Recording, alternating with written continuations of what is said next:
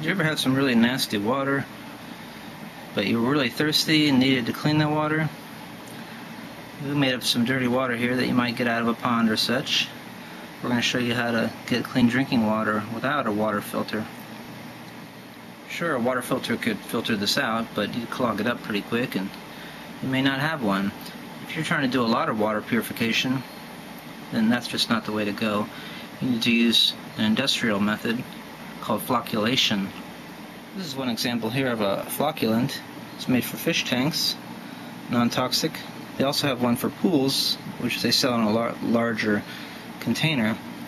But you put in 1 drop, and depending on how much water you're using, and it will tend to clump together all the little fine particles that you see floating here and drag them to the bottom over time.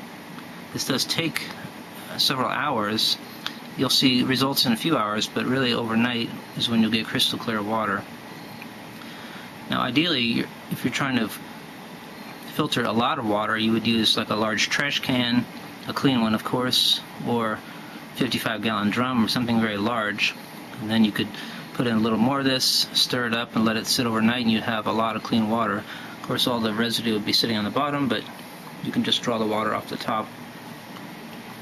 If you're worried about microorganisms, you can take the clean water, which you'll see later, and either subject it to ultraviolet light. You could use the sun, but better to get a germicidal lamp.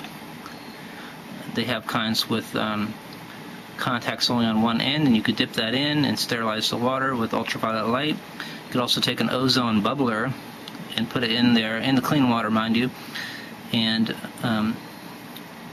infuse it with ozone, which would kill any microorganisms, leaving you with crystal clear, germ-free water. So we will watch this over the next several hours to see how it clears up. Stay tuned. Okay, it's still pretty nasty in here. As you can see, the water is getting much clearer. Still stuff floating, and ideally you should take that off. And you can see a lot of the junk on the bottom now. It's been grabbed by that flocculant and dragged down to the bottom. Okay, it's been about 2 hours now. As you can see, there's quite a bit of junk in there. The water's getting better and better. It's still not perfect. You can read through it, but it's not as clear as you'd want it to be. We'll watch it a few more hours and then check it again tomorrow too, after overnight.